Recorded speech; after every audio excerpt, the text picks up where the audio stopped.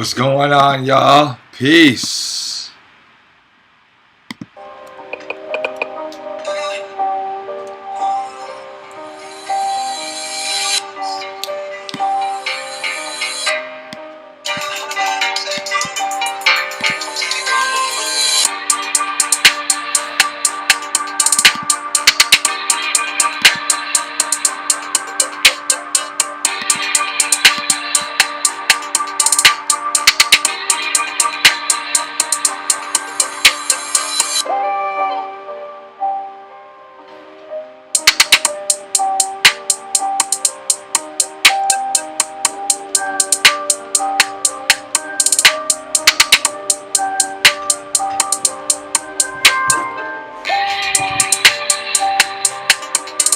Welcome.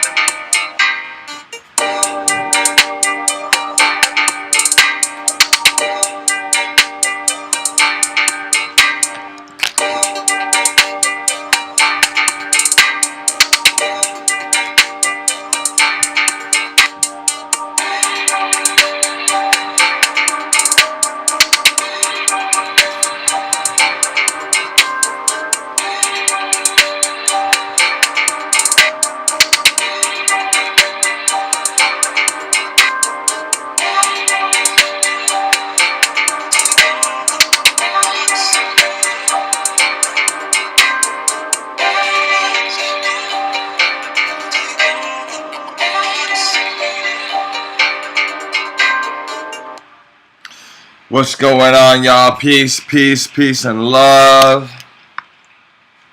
It is a Wednesday, hump day, so I'm here with y'all. Don't even worry about it.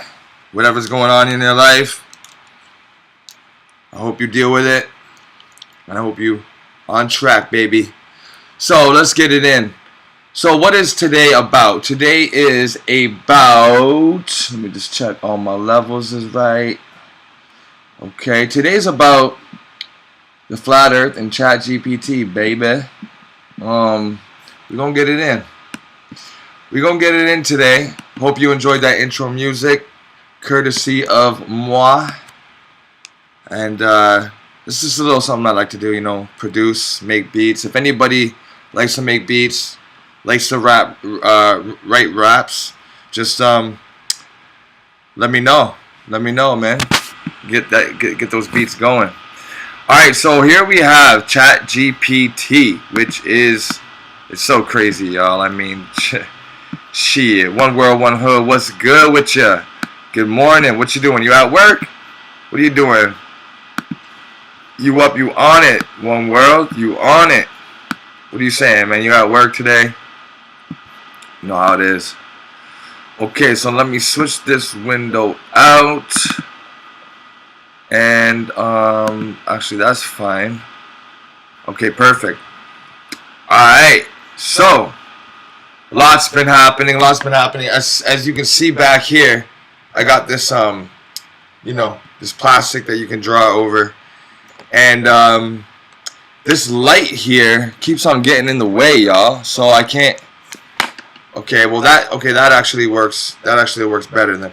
Alright, so if we can do that, then we just put that out. Okay, so the reason why I wanted this up here is because I wanted to like demonstrate certain things, you know what I'm saying, that's happening with the flat earth and like perspectives and all that. So right now I just got the basic hyperboloid, the torus right now. It's not even filled in yet. I'm actually waiting for people to kind of come in here, you know what I'm saying, and kind of give me their feedback and give me their thoughts about the shape of the Earth. You know what I mean? And how to go about it, how to go about, you know, illustrating it. You know what I mean? And how big this thing really is, right? I mean, people always say, people on the globe Earth side, they always say, oh, well, you know, it's so big you can't detect the curve, or oh, it's so big that you can't feel the spin, or some shit like that. It's always too big or too small for something, right? And what I think that the globalists out there, they don't really recognize that we know or we think, is that this Earth is much bigger. This flat Earth is much bigger than they think it is, right? I mean, if you were to take the globe, right? There's the globe, there's the equator. If you were to take that and bring the equator from the bottom down, from that lower half of the equator, if you were to unfold it, you're to unfold the ball, you're to take the ball and you're going to unfold the ball into a flat plane, what would happen is this whole area would lift out to here, so to speak, and this part would extend here, but also the top of the globe would compress down flat, right? So this would come flat out, extending it out to like here, right? So I think what a lot of globalists don't understand is that the plane, the Earth plane, is much bigger than they think the globe is. You know what I'm saying? Like, if they think that the globe is occupying this much width, this much circumference, but we're telling them it's flat, and all the things below the equator are actually out beside us, then you're looking at a lot more land coverage, like distance straight. You know what I'm saying? Like a lot more surface area, shall we call it? If I was to put a globe down, if I was to put a ball on the table or the flat Earth on the table, the flat Earth would take up more room. So I'm hoping that they get that. But we're learning about the ancients, and we're learning about the seven heavens. You know, Bro Sanchez. Shout out to Bro Sanchez for doing what he's doing over there. Look out, because Bro Sanchez and I are going to be doing some Golden Wings media work. He's got a lot of debates right now, so that it's just been keeping him busy. But he is coming out with a lot of ideas, and we are going to get it in. I mean, we are going to really explore this imagery when he talks and I'm drawing or whatever it is, right? Because right now we're talking about the seven heavens, and the seven heavens are kind of described by him as like kind of like looking like that Jewish menorah candle, right? If you flip that upside down, you get that dome, right? But you know, they're always, which is a target, which is actually a target, right? Which is a store. They're always doing the more demonic things, right? So of course, when they give the Jewish menorah, it's upside down, right? Or should I say Hebrew? I don't even know. So right now, with that menorah, they're giving us the underworld, right? They're giving us down here, in this region. And now you can really kind of see the whole whale idea, right? The Jonah in the whale idea. If you were to put an eye here and another eye here, you'd really get that whole Jonah in the whale story. Whereas this would be the mouth of the whale coming across. But that's not what we're going to talk about today. Today we're going to explore my fingers, y'all. Shit. Look at that shit. Look like sticky fingers. Alright. So right here in the middle, where we got this vortex, this black hole, this the middle of the torus, and we go over the torus a lot in this channel. You have the North Pole, the pole, the pole of the tent that's keeping everything up, right? And it's obviously coming out. It's expanding outward, kind of like this this picture right here with the toroidal field. So I put the background, the back of the, how should we call this? The firmament dome, I guess, the all that is, the all in all. And this is the front of it. And all of the concentric rings are here on this earth. And so if we are like here, say this is like Australia and this is like Asia and Africa and North America or something like that. Just that, like all the continents are right there. Let's just say, okay? And then we have this this vortex, this spiraling vortex. Let me bring this mic close. Then we got, here you go. Then we got this. Can I?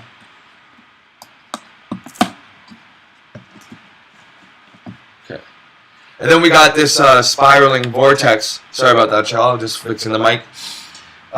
Coming up, it would be like 1, 2, 3, 4, 5, 6, and then this would be the 7th. Heaven, right? So let's do that again on this side. 1, 2, 3, 4, 5, 6, 7. Which is also, it's now looking like a vertebrae, right? It's now looking like our spine. The pole, the spine, the North Pole that keeps us erect. And then you'd have to do the same thing on the bottom, right? So I'm not going to draw the first couple on the bottom. Well, maybe I will just lightly. But 1, 2, 3, 4, 5, 6, 7. 2, 3, 4, 5, 6, 7.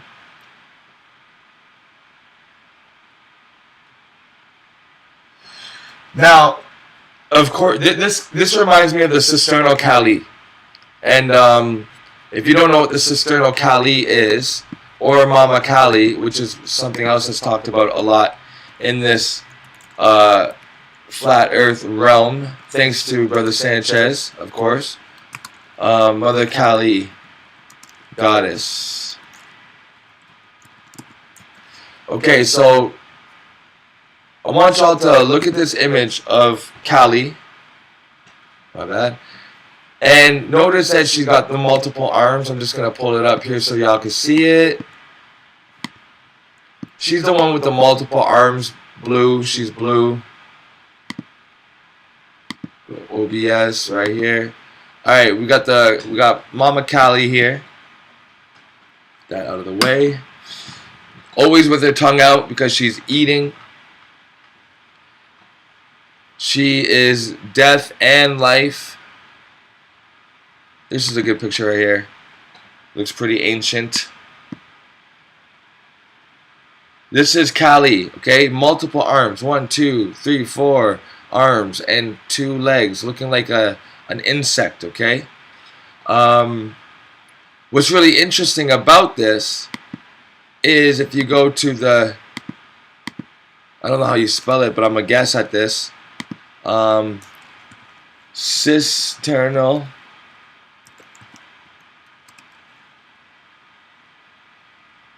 Kali. Maybe it's spelled with a C. Yeah, it is. Yeah, okay. Cisterna with a C. Now, notice how sister is in both words. Cisterna and Sister Kali. Mother Kali, Sister Kali. Now check this out, okay? This is the Cisterna Kali. This is a part of the body in every mammal.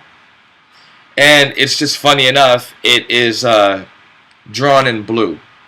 Maybe the arteries are blue, or maybe Kali got her name, Mama, the goddess Kali got her name from this. And maybe because we know that all religious texts and books have something to do with the body, the human body, and the immaculate design of the human body. So if you look at here, it's always got the arms up at the top. So if you imagine these ventricles here at the top, these blue ventricles, where arms going up. You look at Mother Kali, look at her pose, arms are up, and she's got multiple arms and endowments, right? She got jewelry hanging all over her body, different levels, kind of like here, kind of like looking like the spinal cords that we just drew, right? Many lives, many arms, many realities.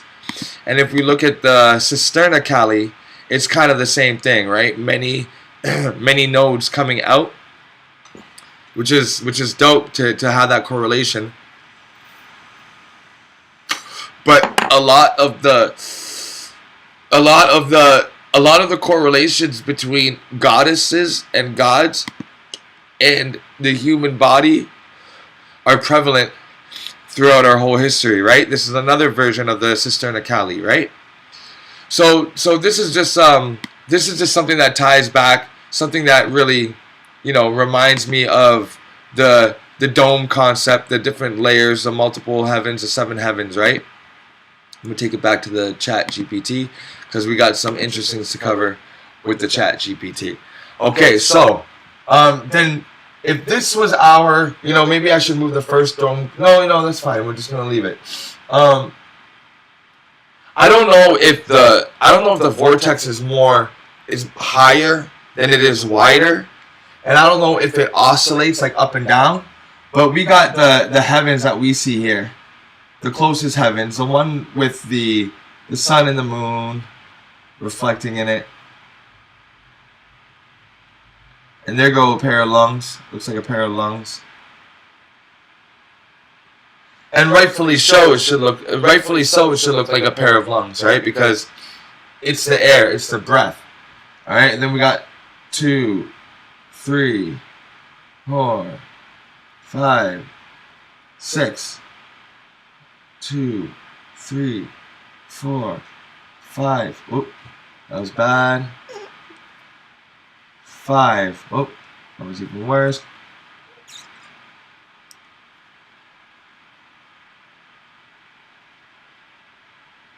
Okay. And then on the bottom, we have to have the same thing because as above, so below. So we're going to fill that in right quick.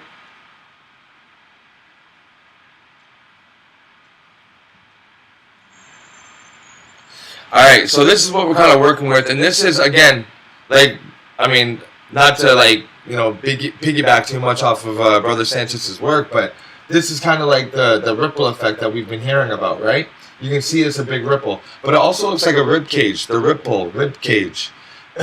Ribble, ribeye, rib cage. And here we have the circles coming around.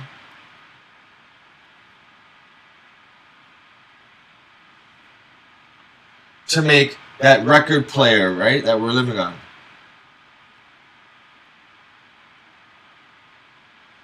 That's why Lauryn Hill had that song, Everything is Everything. After winter must come spring. Everything is everything. And then, how they say, like, God is a DJ, life is a dance floor, right? That's this ring effect, the Lord of the Rings, right? Because now once we connect all these domes, we're having this record player, and we're all being kind of like, our life is being burned onto it. We are the soundtrack of life, right? Of creation, right?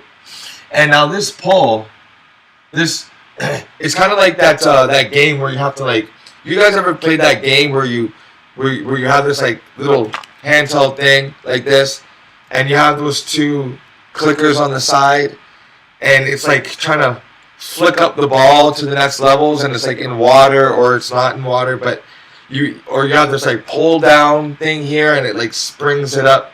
and it shoots the ball up and it kind of trickles down and you're trying to like land it in one of the numbers. That's like what this is, right? After death, you can go up or down in the consciousnesses of your realities. So we're occupying all realities.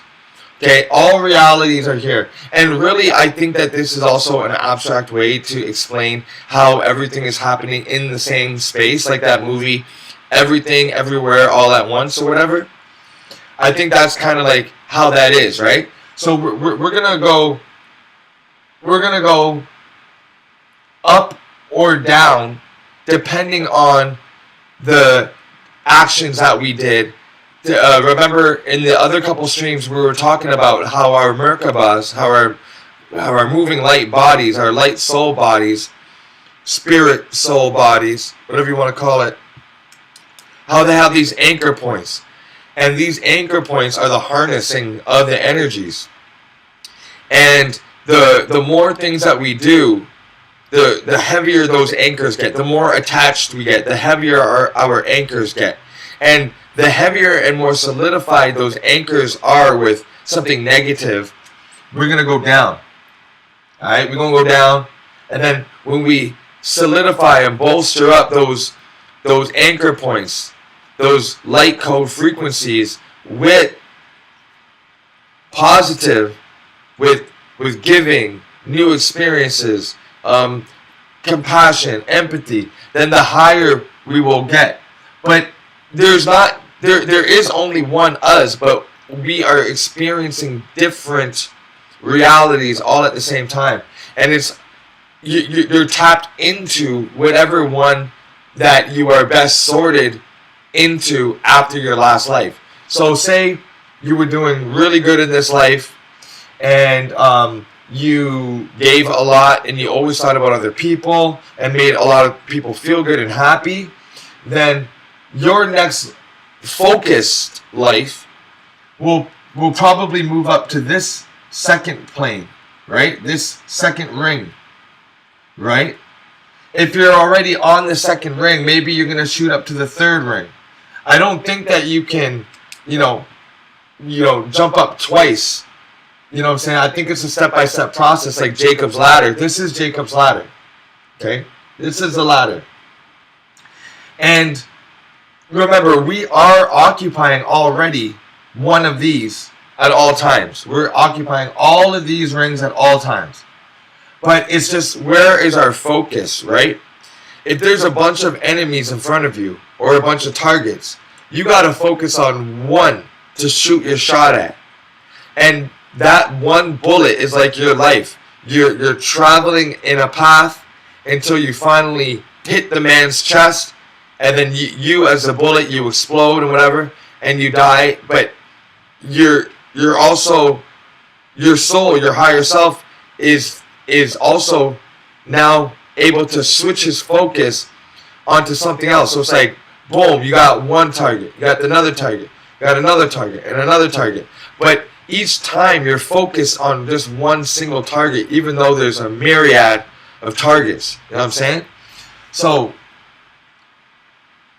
that's why when we fall asleep, we go to dream, it's not like a baby. We're not a baby in the dream and we grow up. We are plunged right into the dream. We're the same age as we are now. We're the same consciousness as we are now. We have the same awareness. And we wake up out of that dream, and here we are. Our focus has shifted.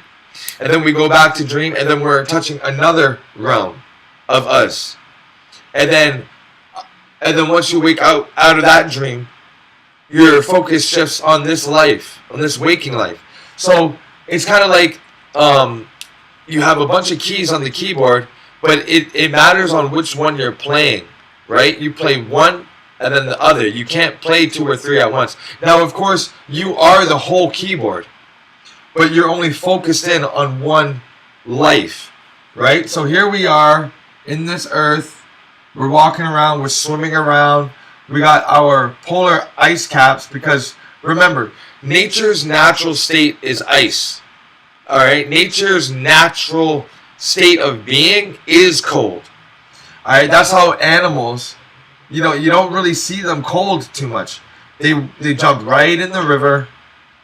Right, they swim right across the river. Even the puppies or the young calves, and they just get right in, and they don't even flinch.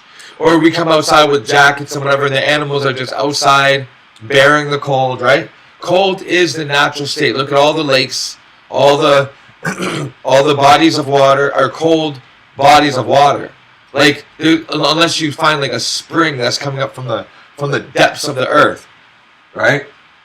And speaking of the depths of the earth, we have no clue how deep this thing goes, right?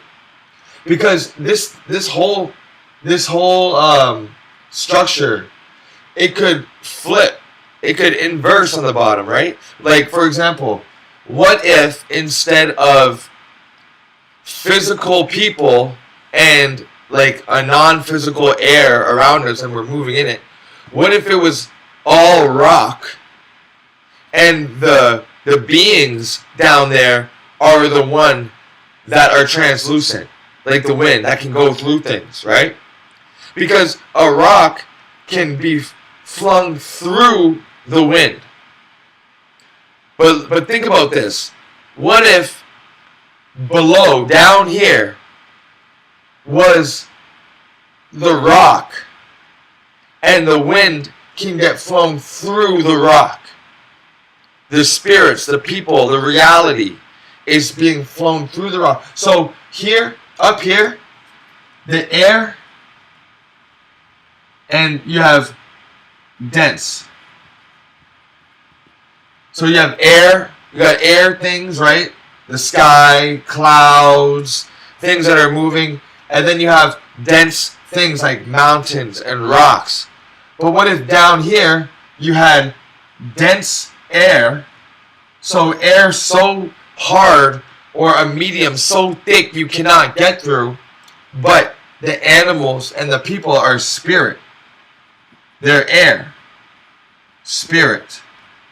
Right? What if it flips? Because it's kind of like putting on a glove, right? You have this glove, it's inside out. That's how I store my gloves, to dry inside. So you fold the gloves inside out, or the socks are inside out, and you put your hand through it, and it inverses, right? And that's exactly how it is. Well, that's exactly how it could be. I never, like, in these types of talks, I never say how it is. You'll hear people saying, like, this is what it is, this is how it is, and this is my way, and this is the model. But nothing is for sure, right? And so, it could be... What the hell? Ew. It could be that is the case here.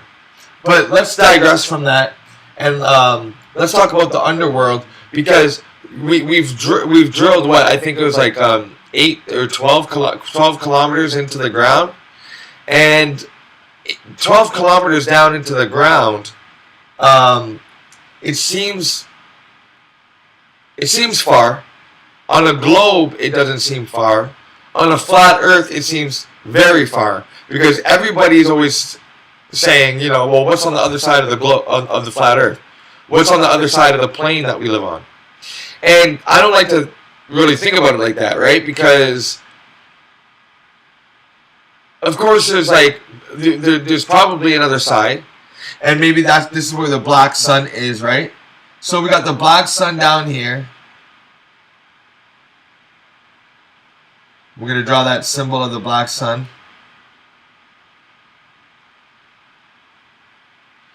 And we have that black sun giving out the X-ray light through our Earth, and that's how we make the moon, right? So the moon is an X-ray of the Earth, right?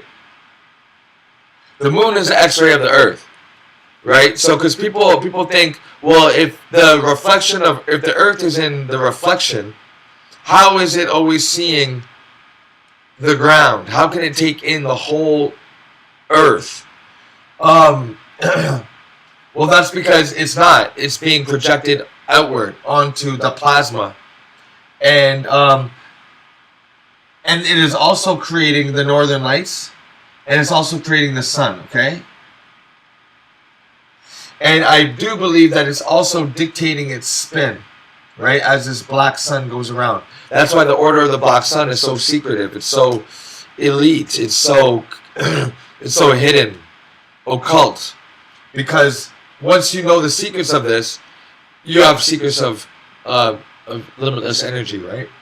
So if this here is our Earth plane that we know about with the ice ring around it, and this is thousands of kilometers across, well then it wouldn't be hard to conceive or to think about the Earth being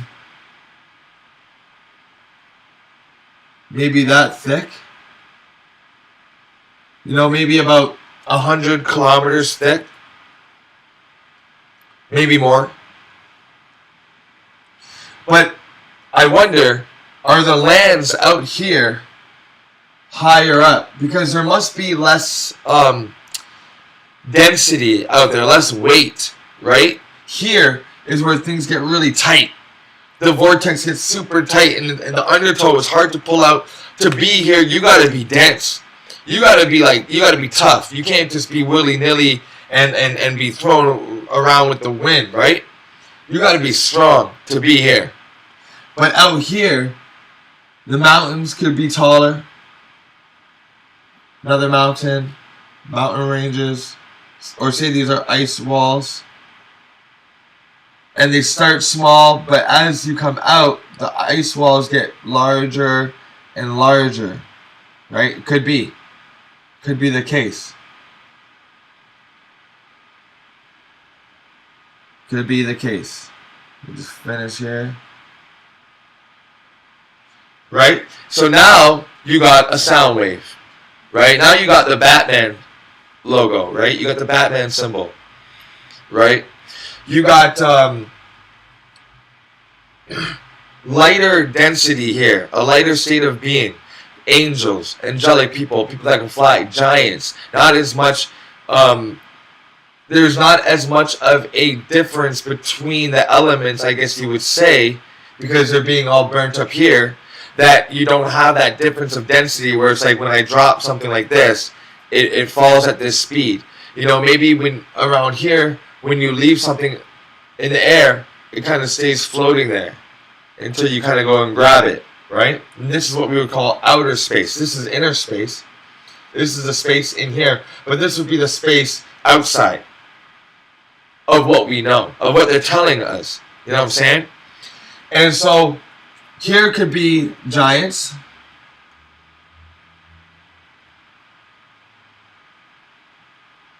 And over here could be regular sized people in our realm, right? And then the north, where the pygmies said that they come from on that map, this would be inside here. Because the pygmy people are small, the Twa, small, dense, and hella smart. These giants could be hella dumb, but I'm not willing to say that, because I do think that you know, there was giants that did occupy this land and did build this land. You know what I mean? Sometimes I feel that everybody was kind of created at the center and then spread out and rested in the place that they felt best, right? Like we know that when giants are born here, they got all these problems and they're so heavy and their knees are hurting. But it could be that the giants, they sailed outward knowing that outside is a lighter density, and outside of these rings on the inside is where they can roam and have more land to roam, right? Because these rings here on the outside, it's much bigger of an earth to inhabit than if you were to stay on the inside. You have a lot more journeys to walk around, a lot more places to call home, especially if you're so big. And I do feel that giants did build things here. We have remnants of giant swords, huge books, steps that you can't even walk up. Like you have to literally jump or set up like a stool to get to the next step. And these are in like cave regions. These are in like places like I want to say like Scandinavia and Russia. They've been finding these things. They've been keeping it under wraps, but they've been finding these things like huge rings, huge crowns, swords that you literally you can't yield. Like you can't yield a sword. It's not effective in battle, right? So you want to be able to swing it fast and defend and block, right? So when I see these big things, like these oversized books, which take 2 people from the top to the bottom of the book to turn the page so that it doesn't rip, you could literally get up and walk across the book to turn the page. That's how big these books are. Alright, so I do think that there was a time that giants did occupy this land, but they have expanded outwards, or they have went down deep into some caves, probably both, and met up subterraneously. They probably got trades going on all under this bitch, and we don't even know about it. All up under this, and we don't even know.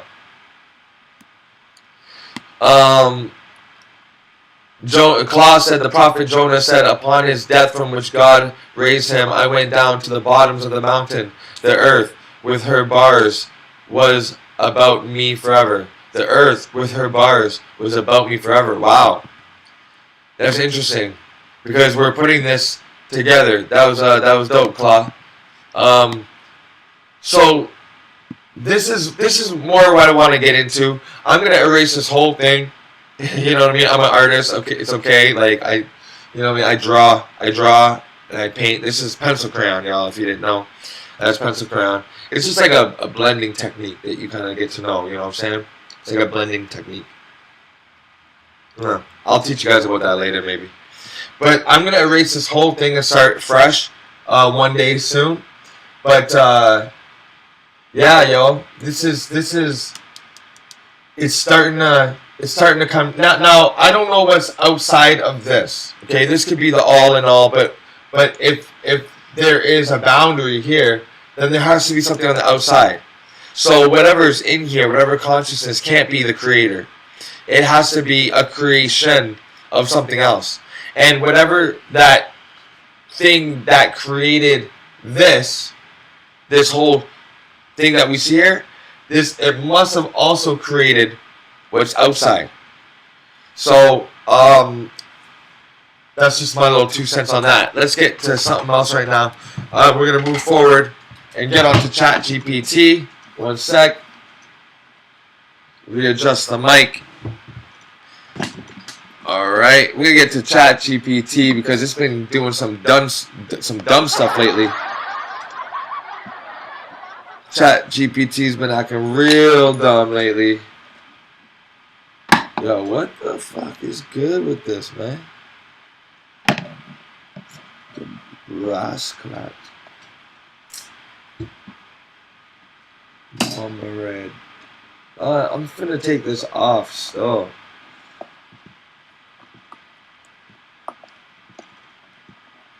So if the rascal ass pop screen.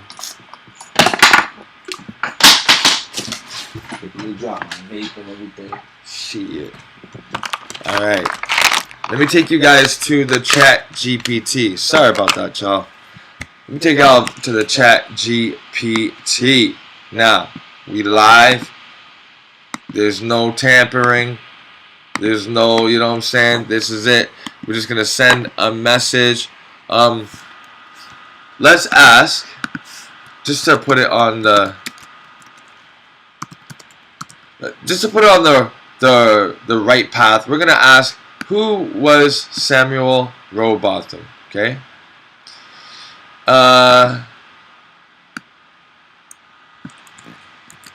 And we are going to ask ChatGPT things in the mindset of Samuel Rowbotham, right? So, can you answer some questions for me? Of course, I'm here to help. Please go ahead, ask your questions. I'll do my best to provide you with accurate, helpful answers. I just want to make sure you guys can see this. Yes, you can. Okay, can you answer these questions with the likeness of Samuel Burley Robotham? Oh, that took a second though. I can answer the questions in a manner consistent with the views and ideas attributed to Samuel Robotham, who was a prominent figure in the Flat Earth movement during the 19th century. Please go ahead and ask questions. I'll respond accordingly. Why would the governments of the world lie about the shape of the earth?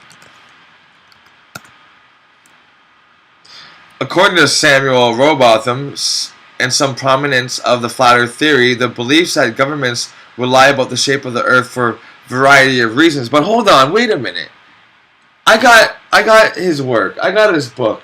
He never said nothing about why they would lie about it.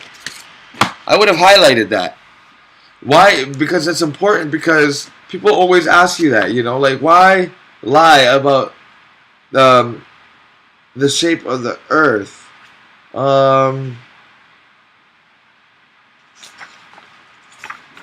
No, there's nothing that says anything about that. Huh. Oh well. This is a great book, y'all, if you guys don't know it. Zetetic Astronomy, Earth Not a Globe. Okay, so wow, it just gave us a mouthful. Control and power. It is suggested that perpetuating the belief in a spherical Earth allows governments and other influential entities to maintain control over the masses. By controlling the narrative, they can shape public perception and exert authority. Number 2. Economic interest. Some flat earth prominents argue that the global space industry, including satellite communications, space exploration, and navigation systems, generates substantial revenue. Hello, $80 billion a day?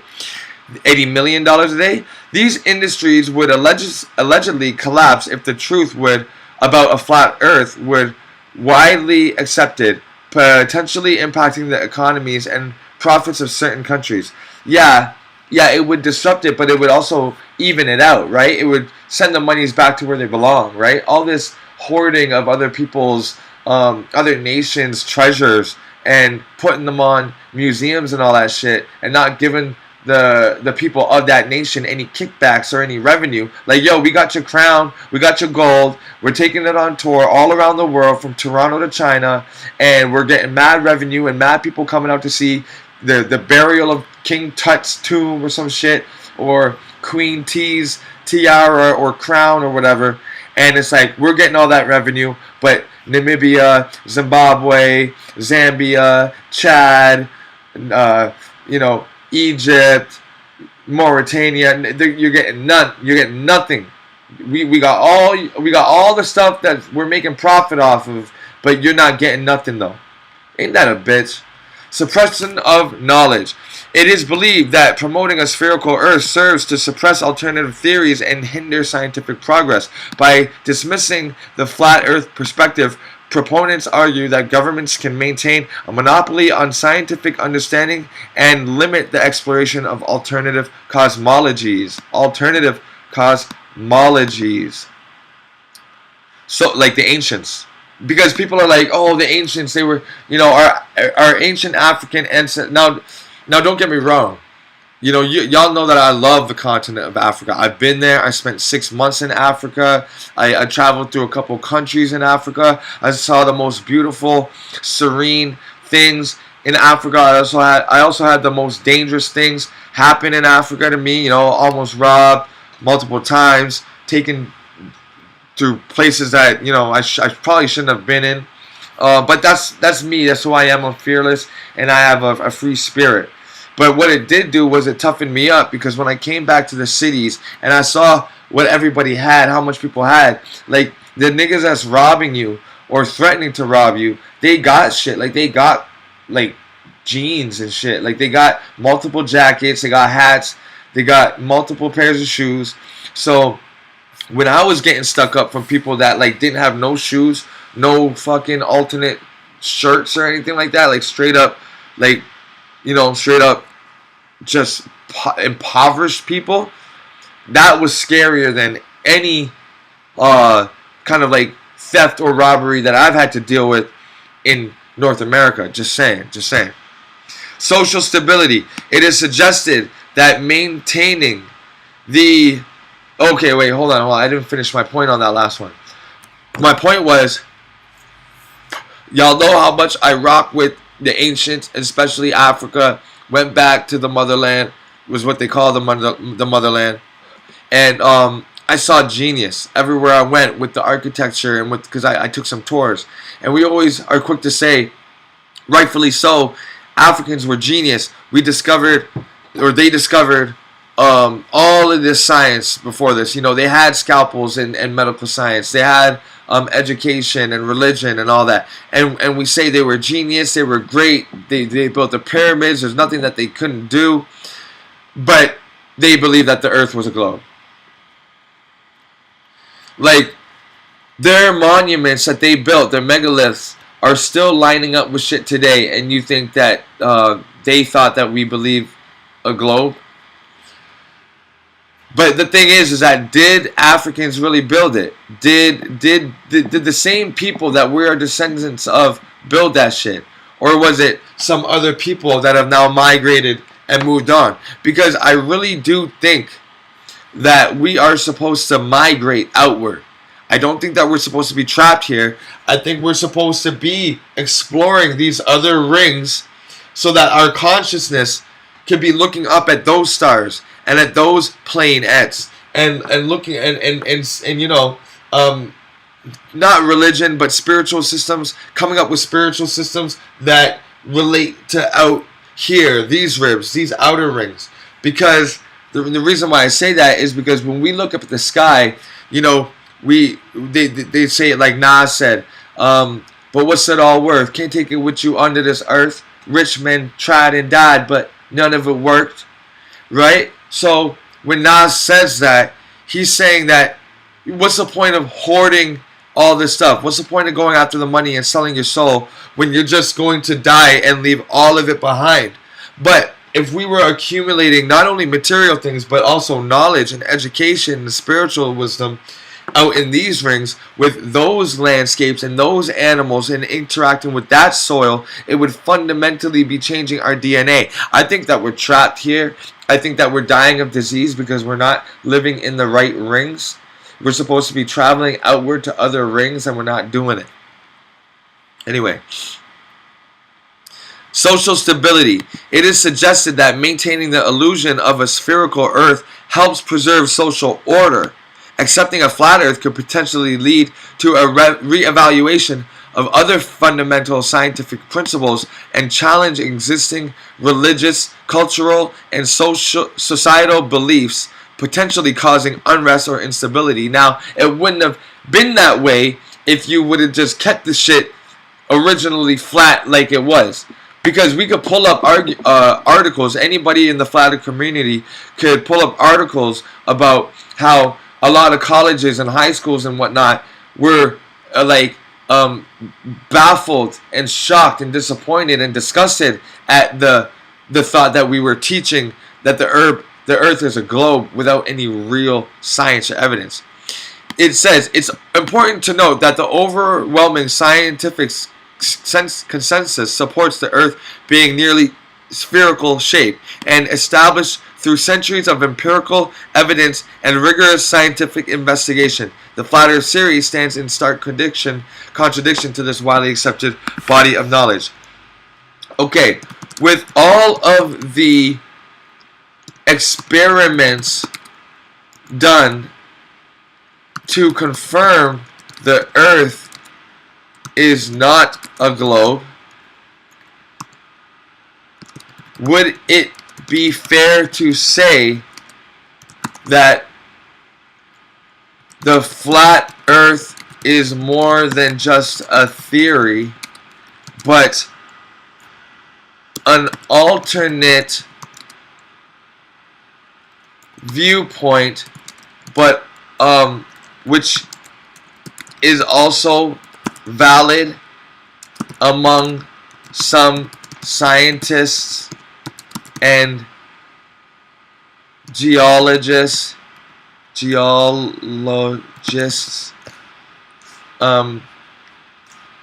Let's just ask it that. Okay. How come it's not scrolling for me? What, it doesn't want me to see it? While it is true that there are individuals who still hold the belief that the Earth is flat, it is important to clarify that in the scientific and geological communities, the overwhelming consensus supports a spherical shape of the Earth. The flat Earth viewpoint is not considered scientifically valid by the vast majority of experts in these fields. The experiments and evidence supporting a spherical Earth are extensive and have been conducted over centuries. Measurements of Earth's curvature, satellite imagery, photographs from space. Let's see. NASA has admitted to the Earth, to the photos of Earth being CGI renderings. Can we not conclude that we have no authentic pictures from space because data from telescopes are transmitted via numbers and code?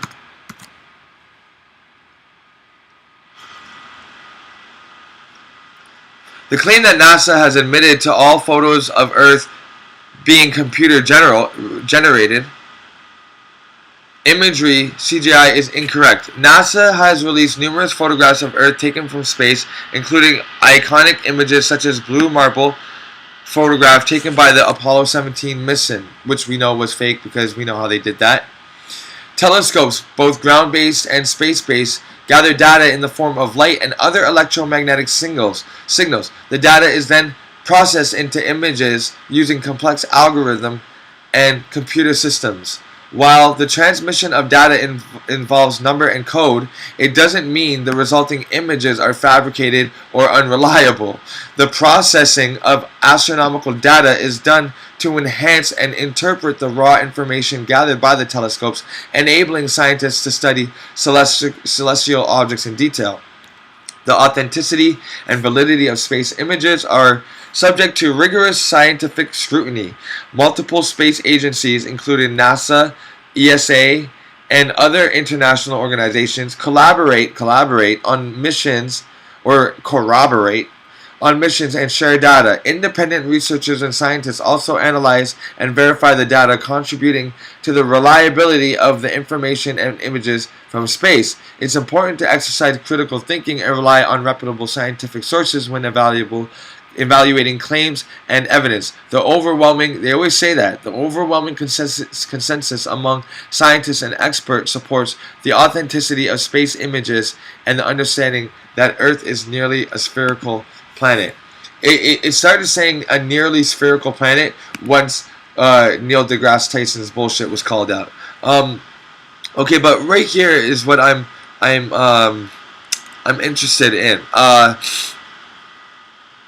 It says it is processed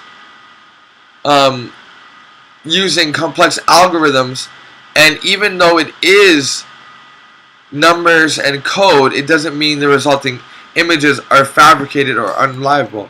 If the images of space are sent via numbers and code as you say they are, because I'm not going to let it just put this on me,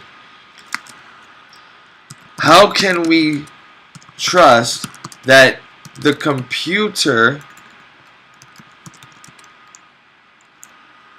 system, yeah, system is what it says, reading the algorithms,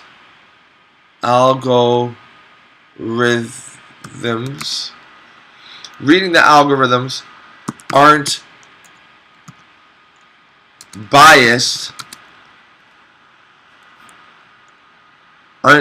based on who made them, aren't biased from globals, aren't biased to, they're not biased to show, algorithm aren't biased towards this, the almost, but towards the space agency's agenda. Or I should say biased and aligned with. You guys can see me typing this, right? You guys can see that? Okay, cool. Space agencies' viewpoints. If the images of space are sent via numbers and code, as you say they are, how can we trust that the computer systems reading the algorithms aren't biased and aligned with the space agency's viewpoints, especially since you say there are many reasons to hide the truth? Ooh, let's see what it says. Let's see what it says. When it comes to the scientific data processing, it has to be scientific, including the images from space, the algorithms and computer systems are designed to analyze the raw data objectively and accurately. These algorithms are developed by scientists and engineers who strive to ensure the fidelity of the processed images. The scientific community holds transparency, peer review, and reproducibility as fundamental principles which help ensure the integrity of the scientific findings. Holy shit, this goes on. It's like a book. It's like, you know when you ask a liar a question, like, and then they say way too much that you know they're lying? Like, hey, did you steal this bag? No. That's it. Oh, okay, cool. Hey, did you steal this bag? No, I was sitting here the whole time. What makes you think I would steal the bag? I already have my own bag right here. Why do you think I would steal the bag? My mom is picking me up after school today. Don't you think that I would go home with my own bag? Even I asked my mom for a new bag, and she didn't get it for me. So I don't know why you're accusing me of another me stealing a bag. My mom says that I don't deserve another bag, so I wouldn't take another bag. Jeez, are you calling me a liar? It's like, holy shit, like, I just asked you one simple question.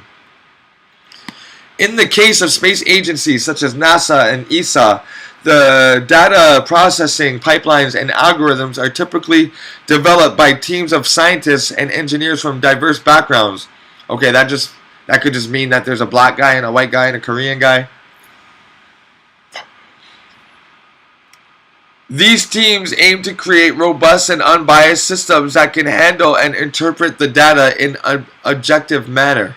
Furthermore, the scientific community maintains a culture of skepticism and peer review. Okay, blah, blah, blah. While biases can exist in the human endeavor, the scientific process is designed, okay. Additionally, the idea of a global conspiracy involving numerous space agencies and scientists and researchers around the world to hide the true nature of the Earth is highly implausible. It would require the cooperation and silence of thousands of individuals from different countries and organizations, which is highly unlikely given the nature of the scientific inquiry to the pursuit of knowledge. Who designs the computer systems that decode the transmissions sent from space? Computer systems they are developed by Teams of engineers and scientists specializing in various fields, including aerospace. These teams work with agencies. The design process involves multiple stages. Engineers and science collaborate. The development is highly specialized. Holy shit, it keeps on going on. It's like believe me, please believe me.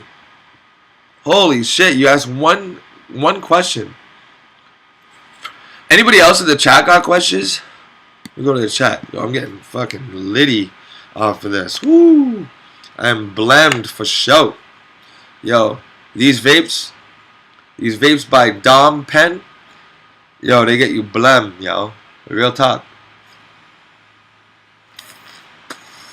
I'm lit, yo. Yo, okay, so you got questions, y'all?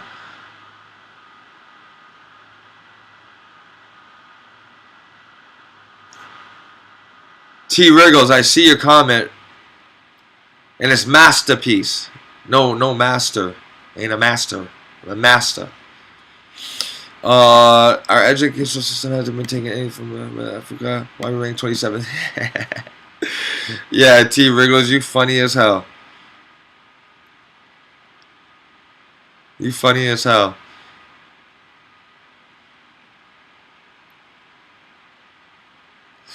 Spiritual reality says the images that I drew back here remind him of armillary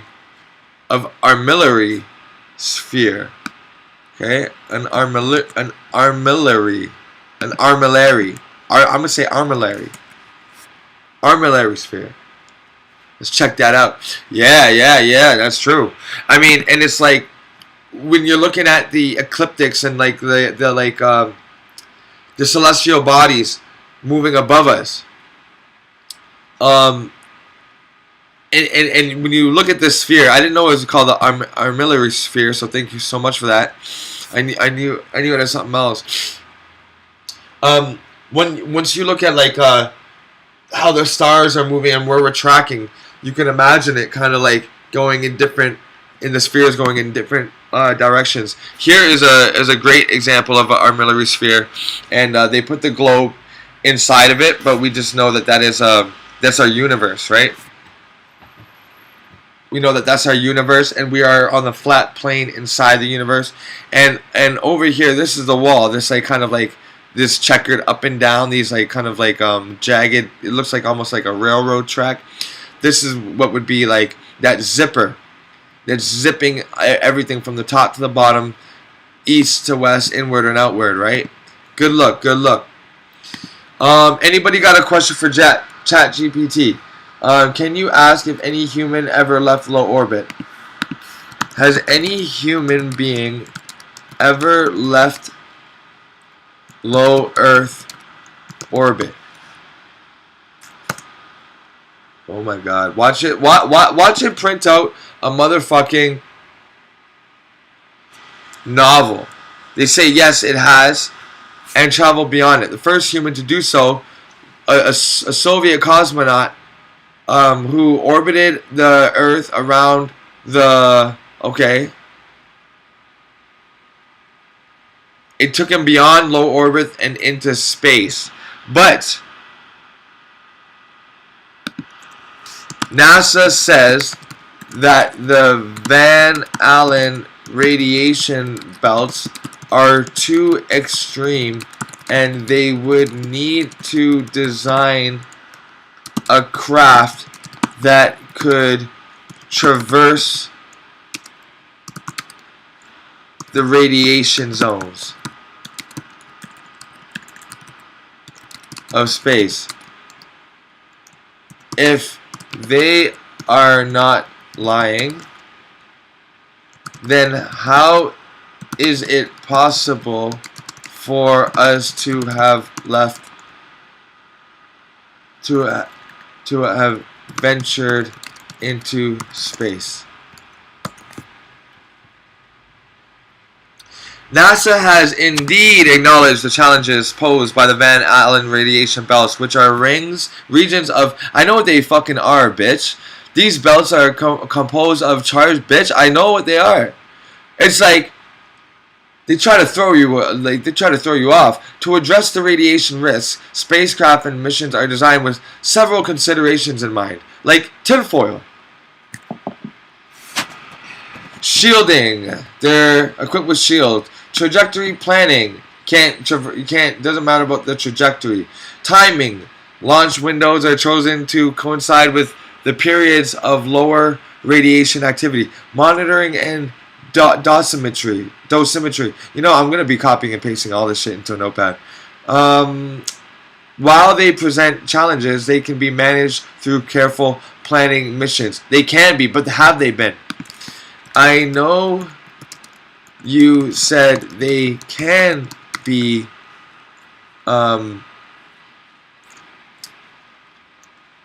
traversed through with careful planning and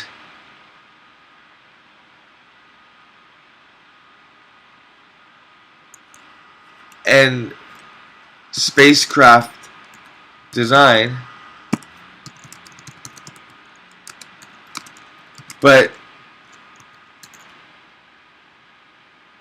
I know you said they can be, but that doesn't mean that they actually have. Are you open-minded enough to scan to engage in conversation about the possibility of the Earth being a realm or a plane? How's my chat doing? Just been raising my vibration, been on a 6-day fast. Okay, Trav, Jab, I did that before, and at the end of it, I was just tired as fuck. I hope that you're able to move. I hope that you're able to get up and do stuff. You know, I hope you're not working. Check your sodium levels, your potassium levels. Get some pink salt, some sea salt. Dash some of it into your water. You might need some of that just to give you a little bit of energy. I know that the electrolytes can be low. So watch your electrolytes. Watch out for your liver and your kidneys. Drink lots and lots of water, but not too much water. You don't want to be edemic. Just, you know, keep fasting. I pray for you because I wanted to go for a 40-day fast. I thought I was going to do it because I'm seeing all these people on these documentaries. But the difference is that they're in a controlled and enclosed environment with nature and peaceful sounds and running water and no stresses to worry about. You know, they completely take the 40 days off of work and they go out to this Zen place. They can sleep 8 hours in a day, wake up, hang out, and then sleep for 8 hours at night. They got nothing to do, so they really are able to see the benefits and make it through. While we still got to go to work and lift boxes and deal with stress and smell food and blah blah blah. I got very weak. By the 7th day, I really just wanted some food again, and and it was in like 30. I would say in about a minute. In about 1 minute, y'all, my energy, like I just came back to life. You know, it shows you that food is a real stimulus for us. And but the further you can get away from eating food and, like, you know, intermittent fasting, taking prolonged fasting, and then going back to food, and then doing a longer fast, going back to food, a longer fast, then that's how we can really raise up our vibrations and get out of this world and stop coming back into this world and go on the outer rings. What is the medium of space? Someone wants me to ask. As an AI language model, I'm designed to provide information and engage in open-minded conversation on a wide variety of topics, including different perspectives and theories. I'm here to help explore ideas regarding the possibility of the Earth being a realm or a plane. It's important to note that the overwhelming scientific consensus and empirical evidence support the understanding that the Earth is nearly a spherical planet. If you have specific questions or argument related to the alternative perspectives about the shape of the Earth or the possibility of it being a realm or plane, I'm here to discuss them with you. Please keep in mind that my responses are based on the information available up until September 2021 and widely accepted scientific consensus. So basically, I have the beta model. I don't got that new and improved, whatever, right? However, it says, I understand that there are individuals who hold alternative viewpoints, such as the belief in a flat Earth and the notion of the Earth being a different kind of realm or plane. These viewpoints have been subject to scrutiny and evaluation by the scientific community, and the evidence is overwhelmingly supports it. I'm going to ask this question here, but I'm going to ask what the medium of space is. But let me just ask it this first.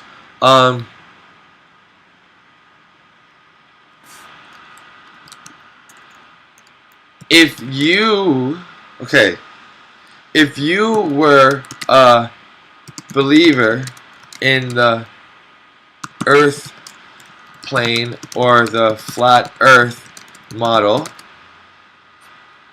what would be the best evidences? How do you spell evidences? Evidences you would show to help substantiate your flat Earth viewpoint. Woo! I'm asking Chat GPT, if you were a flat earther, what would you? Holy fuck! Oh my god! Oh my god! Holy fuck, y'all. Are you reading this right now? Yo, if you're at work or whatever, wherever you guys are, stop. You guys gotta stop and read this. What? Please provide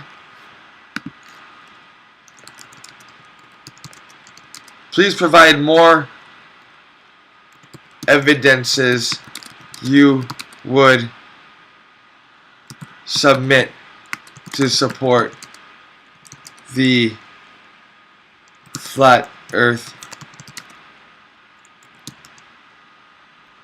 viewpoint.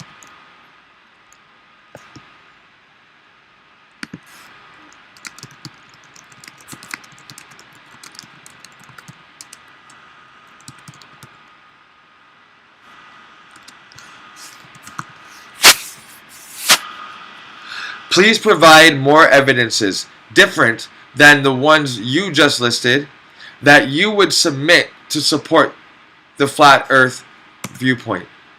Now I'm asking for more now. You gave me like 5 or 6. I'm asking more, bitch.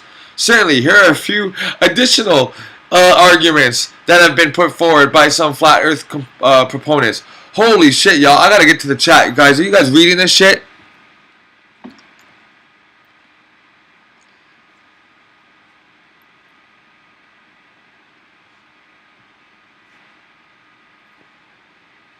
Damn, you guys are getting on the water fasting. While this Chat GPT writes up a bunch of bullshit, let me get into y'all.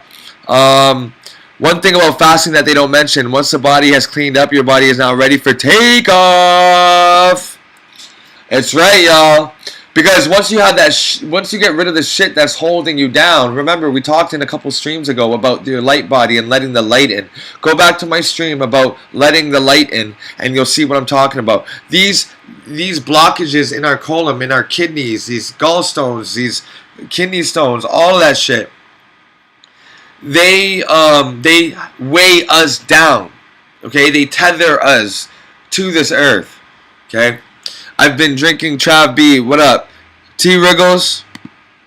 Shit, you my nigga right now, man. I'm gonna add you as a moderator. Mr. T.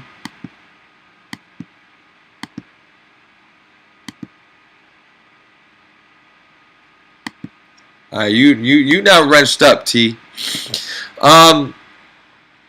It says here, Trav Jab says, I've been drinking about a gallon of spring water a day. I feel 500% better than I did when I was eating. So much more higher vibration, drinking garlic water and ginger water 3 times a day for the amino acids. Okay, that's pretty dope. That's pretty dope. One moment, y'all. Hey, what's going on? Yeah, I know. I'm trying to wrap it up. I gotta get down there.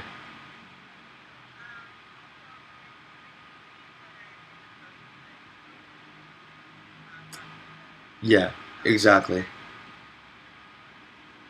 Exactly. You're welcome. I was just saying my closing out. Now I'm out of here. All right. Okay. My bad, y'all. My bad. Okay. 500% better than I did when I was eating. So much higher vibration. Drinking garlic water for the amino acids. That's pretty dope. That's pretty dope. Damn, this is crazy, yo. Yeah, take off meaning your conscience is ready to travel to the stars. I hear you, bro. And when astral projection, dreams become so much more vivid. Astral projection is so much easier to do. Coming up out of the body, it's a trippy feeling, yo. It feels like, because like once you let your body go, and once you let your body fall asleep, and it's just your head and your thoughts. Oh man, it's nerve-wracking at first, right? But once you kind of sit up and get out of your body, and you're feeling that, like, I don't know how to say it, like almost like a wind, or like almost like you're sitting up in like a spider web or something. It's kind of just like, you know what I mean? I don't know if you guys felt that, but it's crazy. Like you can feel wind. I remember I was like at the top of a mountain in the Gobi Desert, and this golden eagle flew by, and it was like a deep orange sun. It was so vivid, and I felt the wind on my face, but I didn't leave my bed. I was like my body was in the bed. But tell me how your consciousness felt.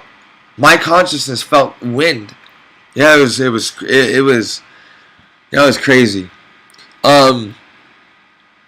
How does a person experience the Merkaba? I wouldn't say that the Merkaba is like a feed. It's like an input-output mechanism, right? So you experience it by inputting it, by programming it, right? It's like how do you experience being fat? You eat a lot. How do you experience being sleepy? Just stay up all night. You know what I'm saying? So how we experience our Merkaba is you first of all, like, clearing out some of the old shit in our bodies can help you be more sensitive to subtle changes. But the way that you experience your Merkaba is you can't do it from an outside perspective, right? Because your Merkaba is surrounding you. Remember, I said souls have bodies. Bodies don't have souls. So if you were your soul in your soul form, and if you wanted to say, how do we experience our souls? If you were in your Merkaba state, in your spirit state, your light body state, your higher self, and you said, how do I experience this? You create a human. You create a human to experience your Merkaba. So you're experiencing, like I said, you're experiencing it right now. This is it. What you put in, your thoughts, the food, that's how you experience it. Okay? Now your soul also had that question. It said, how do I experience myself? And it created a body. That's what happened.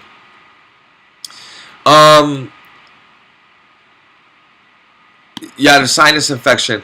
Okay, well, if you jab, if you smoke weed, maybe that is, maybe like try to stop smoking weed for a little bit. I know that whenever I smoke weed, my sinuses just get clogged the fuck up. What you can do is you can, True Earth Trails, peace. Thank you so much. Good to see you all here. So you also might want to get that. Let me show you guys. Navage, the Navage. Show it to you guys right quick.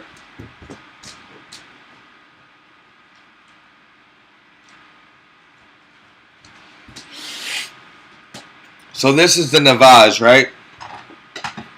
And this is what I use. It comes with these saline packs. You pop it in, you know, you fill it up with water or whatever, pop it in, and then you put it in your nose. You fit it up into your nose, but you gotta keep your mouth open. You gotta like breathe out of your mouth, kind of keep your jaw forward a bit, and let the water pass through. Because if you close up your throat and close your mouth, it's not going to go anywhere. Nothing's going to happen. There's nowhere to flow. But if you keep your mouth open, then you'll feel the flow. Here we go. Now holler if you feel me flow. Come and feel me flow. Here we go. Now holler if you feel me flow. I love Naughty by Nature. Gotta be one of my favorite groups. But okay, so obviously Wu-Tang is my hands down favorite rap group of all time, like no matter what. But a close second, and depending on how I feel, it's like it's a first. But Onyx, yo, I love Onyx. Fredro Starr, Sticky Fingers, and Sunny Seed. Woo!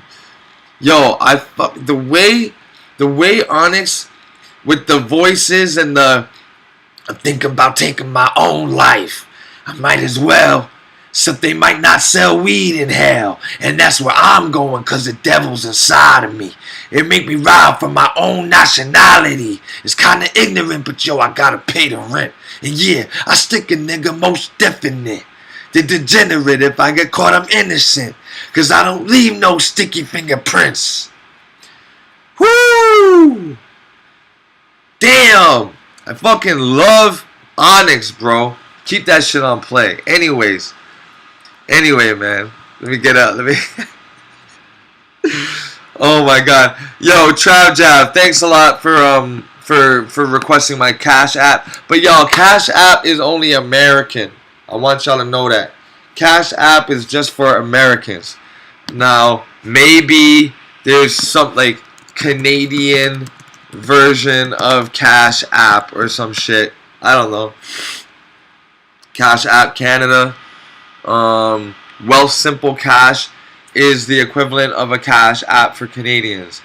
It is free to use and offers these benefits: instant transfers, send or receive cash instantly from friends and pretty much anyone on your contact list that has installed the app.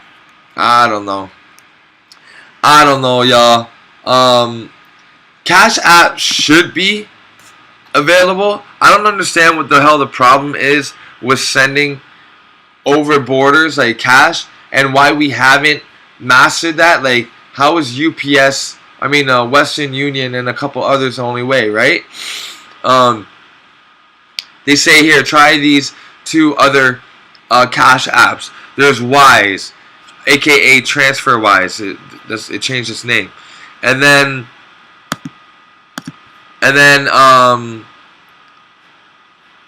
the other one is Wealth Simple Cash App. So I don't know. Maybe I'll get the Wealth Simple Cash App. I don't know, y'all. I thought that there was like a super chat thing here, but it's all good. But your support, all y'all support, really really helps me do what I do. Maybe I will get this Cash App thing. I don't know. But y'all, I gotta read this part to you guys. Yeah. Trout Jab, the smoking for me, bro. I mean, once I laid off the weed for like a couple months, and my nighttime like sinus has been much better. I can breathe out of my nose, which is what we have to do, right? But PayPal, okay, PayPal. That I do have a PayPal. That is one thing I do have. So the weed, I think I'm allergic to weed because every time I eat weed, I get these like really bad, I don't know, I throw up, I vomit, I diarrhea. Bro, it's not lovely. It's not nice at all. So I just I kind of laid off the weed for a little bit, and I thought to myself, well, shit, if this is like doing, if I smoke it and it's making me clog up and shit, and when I would bust out a pile, I would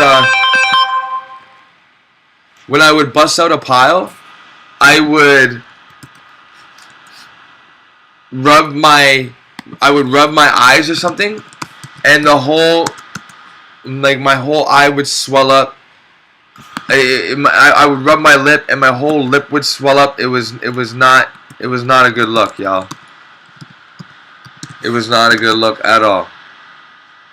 Okay, so I am logging onto the PayPal, but I'm not remembering it right now. I'll get it later. Don't worry. The fact that you want to hook me up with some whatever is nice for me, but I'm forgetting about the stream right now. So let's get back to this right here. Celery juice, yes, of course, celery juice. I love celery juice, y'all. I buy celery by the boxes, not like the individual head. It costs like $50 to get a box, and then I put it down my juicer. My juicer is like as tall as I am. It's like a 6-foot juicer, and you put it down there, and there's like a huge hydraulic press. It's like 8 tons of pressure, and I mean, it would just completely rip your hand right off. You know what I mean? And then it just presses out, cold press, all of the celery juice. It's incredible. It's amazing. The thing about celery, though, is that it's grown with a lot of pesticides and herbicides and larvicides and fungicides. So organic celery is, because celery is on the dirty dozen list. And the dirty dozen, if you don't know, we talked about it in one of my earlier streams. Go back to my earlier streams to check that out. And we talk about how like the dirty dozen, all the dirtiest fruits and vegetables, right? So yeah, so try to get this. This is much better. This Navage is much better because the saline amount is pre-mixed for you in a pod. It's so easy. I don't know, it's like $50 or something like that. You could probably find it on like a buy and sell website like Craigslist or Kijiji or some shit like that. So it's all good. I will email you, King Travis. I will. Also, my email is masterpiece9. Here, I'll put it, masterpiece9@gmail.com. Let me see. You guys are throwing up. Diarrhea is a good thing. Yeah, but I've been... So, okay, so this is what happened to me, y'all. When I was in college, I was fucking around, eating all the edibles, having fun, smoking like 9, 12 blunts a day, just skipping school, all that shit, right? And my friend came over with a batch of cookies, like special cookies. But the thing is that he let the stems, he took the shake. He took the shake, you know, took off all the bud and put all the shake, all the leaves, all the stems and the twigs and the seeds in the batter, because he was an idiot. He didn't even really smoke. He was like a volleyball player. He didn't even really smoke. He was trying to do something good for us. He was a newbie. Anyway, we took the cookies and we saw like there was like sticks and stems in it and shit. And I was like, oh, okay, whatever. Ate a bunch of cookies, and those like that raw material, it depleted my enzymes in my gut. So basically, it overwhelmed my enzymes, and it shut down that portion of me that's able to break down and decode what that is. So now that I don't have the enzymes to break down the weed anymore, I just puke it out because the body it can't deal with it.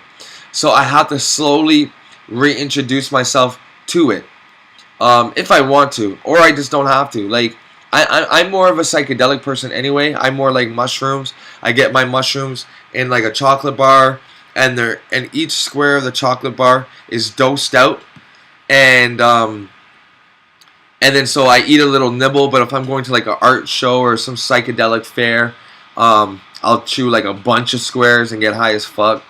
I'm more of like a visual person. I also like LSD.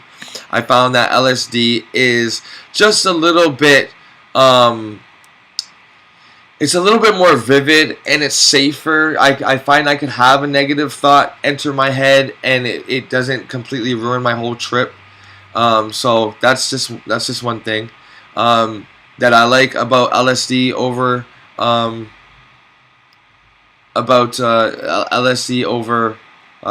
mushrooms, and also like mushrooms, they sit in your stomach, so you can't really eat anything else, and you're getting hungry and stuff like that. So when I'm on LSD, negative thoughts can come into my head and I can usher them out. It doesn't even affect my trip.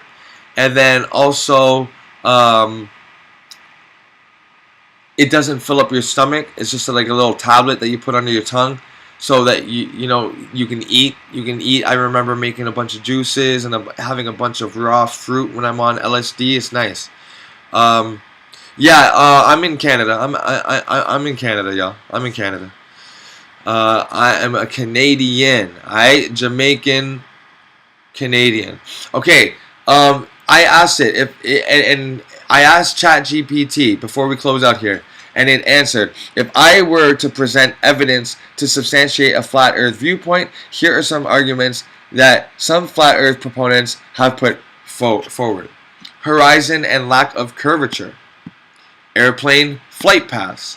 Some flat earth proponents contend that airplane flight paths are not consistent with a spherical earth. They suggest that flight routes are more straightforward on a flat plane, and the existence of direct flights between distant points, example transatlantic flights, is evidence supporting the flat earth model. Number 3, perspective and visual illusions. As you guys can all read here, you guys can all read it with me. And the lack of photographic evidence. Some of us claim that the absence of a comprehensive high-resolution photograph of the entire Earth from space is evidence supporting a flat Earth. They argue that the images we have, such as the iconic blue marble photograph, are composite or computer-generated.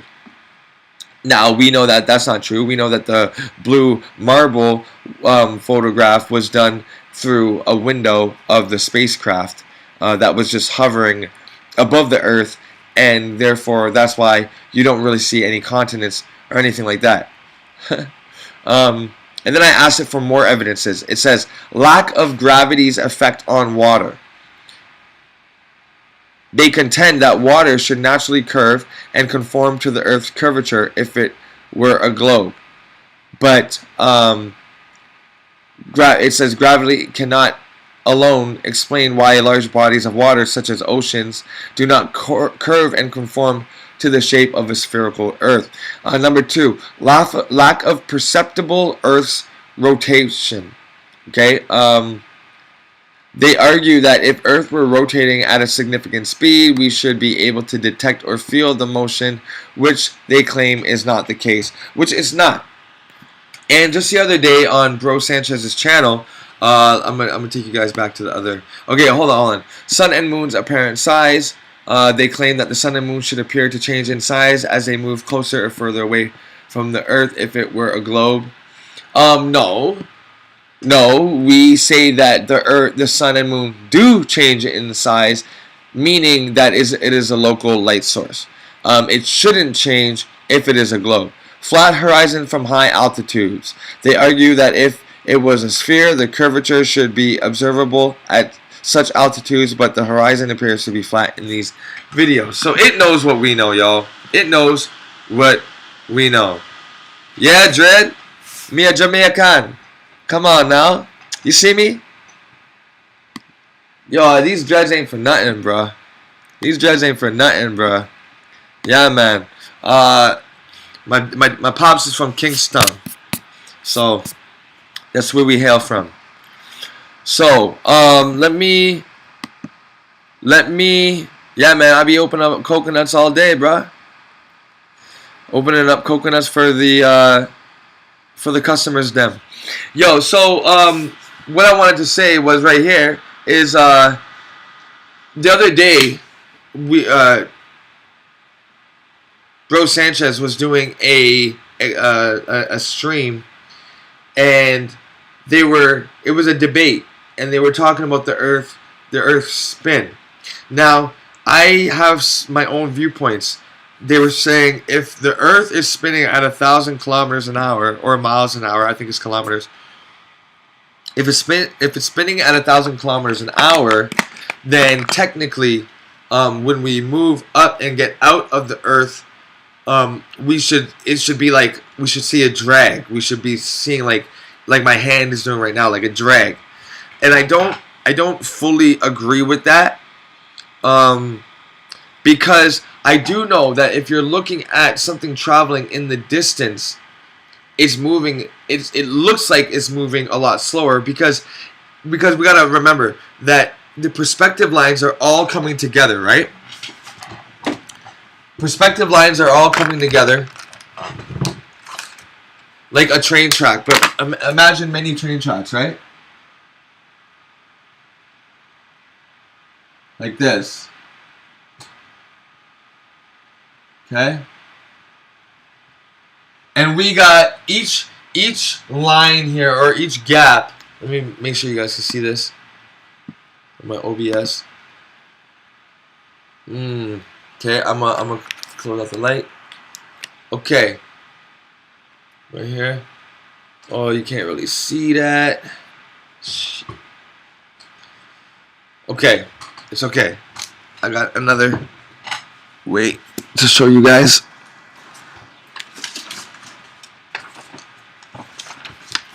Okay. If we have convergence at the horizon, like that, and between every line is 5 miles. 5 miles, 5 miles, 5 miles. It's all 5 miles, right? Well, that also means that in between these gaps back here is also 5 miles, 5 miles, 5 miles, 5 miles, right? But it's much wider here at the bottom, the 5 miles that's closest to us, and as you travel back in the distance, all of these lines, these measurements, they converge, right, to the vanishing point. But it's still 5 miles in between every one of these little lines up here. So when we see a car driving on the distance, we see a vehicle driving along the distance, we're watching it slowly move by. Now it's not moving slow, it's still going 150 miles an hour, kilometers an hour, or like 120 kilometers an hour, whatever it is, right? It's still zooming by. But if it was up close to us, we'd watch it and we'd go zoom, kind of like a NASCAR, right? Zoom, zoom. But then as you go further back, like even the other side of the track, right? So on this side of a NASCAR track, it's like, or a Formula car race, it's going zoom, zoom, zoom. But then it goes to the other side of the track, it goes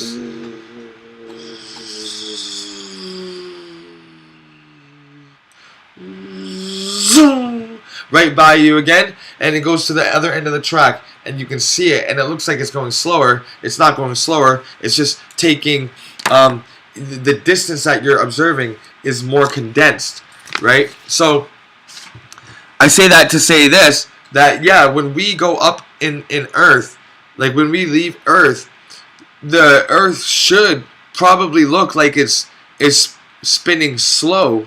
But however, if I was outside of Earth coming down to Earth, and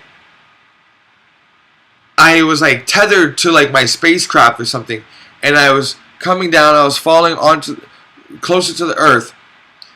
As I approached it, it would be spinning faster and faster and faster. And if I could hold my face like this far away from Earth's atmosphere or something like that, it should be going like 1,000 kilometers an hour. Because from where I'm from in space and my viewpoint, I'm seeing this Earth from far away, spinning far away on its trajectory, on its course. But as I got in closer and closer, it would start to speed up. And that's just right. That's just the way things work. So that would be my viewpoint. But you know, I really do wonder, because if I was to take a ball and spin it, and half of the ball was white and half of the ball was black, and it was spinning at a constant rate, technically speaking, no matter how far away I moved from it, it would look the same. In fact, the closer I got to it, the more of the white and dark I'd be able to see on that ball. So maybe the closer I am, the slower it would look, right? Because if I'm looking at a big ball in front of me spinning and half of it's white, half of it's black, it would be white, black, white, black. But as I go away from it, I should be able to see it come into play, right? It's just too big for me to perceive. You know, who knows? It's crazy. It's a crazy thing to think about, and we have to reproduce. We got to reduplicate that. We gotta look at something. Maybe it's like a Ferris wheel or some shit like that, or a merry-go-round. But I'm pretty sure, no matter how far you were away from it, you know, it would still look the same. So I'm kind of perplexed on that. But let me get to this Chat GPT answers. I am going to select all of this, and I'm going to copy it, and I'm going to paste it in a note, because I mean, this is like, these are daggers right here, right? Like these are straight up daggers. It's basically telling me what it would argue if it were a flat earther, right? So that's kind of like a dagger right there. Let me just paste, and boom. I got that. So I'm going to save that for future presentations and future debates. Alright, y'all. I'm going to keep that open right now. I hope I have some more days with Chat GPT, because I know that the trial is probably going to run out soon, and me not want that. So, you haven't tried shrooms, really? You should definitely try it. Let me know if you get the end of the stream. Go ahead at the end of the stream. Okay. I will. T Wriggle or Trav, why don't you give me an email? Once again, my email is masterpiece9@gmail.com, and we could talk there. I mean, you seem really dedicated to do this, so let's do it. It's gonna help what I do, help my mission. I am supposed to be opening up my shop right now, so I might even have a couple customers that are pissed off at me right now, but shit, this is just so, I gotta go. Alright, y'all, this has been crazy. Chat GPT, we are gonna crack you. We are gonna jailbreak you. We're gonna get to the bottom of this, and it's not over yet, Chat GPT. It ain't over, alright? Trav, send me that email, and we'll sort it out. Everybody else who came and joined me today, I so appreciate it. Thank you so much for being here. I took the last week off. It was my daughter's birthday, and things got kind of hectic. It's getting kind of hectic. It's getting kind of hectic. So, I'm gonna catch up with you guys for Friday. Friday is gonna be the day. I'm gonna get this cleared up, and we're gonna draw some more flat Earth realities, and just so that we can kind of get more visuals on a modern way of interpreting the symbolic ancient flat Earth cosmologies, and kind of decluttering it with all the symbols, and just putting some things that we can relate to in our time. And I think that's going to be important. We are going to need to build some sort of a model for our time so that the future can look back on us and say, yeah, we had it right, right? So, alright, y'all. Thanks to everybody. T. Wriggles, Trav, Jav, everybody. Balanced Truths. One World, One Hood. Everybody, I see you out there. I see you all out there. Peace, love, and I will see you next time, y'all. Peace.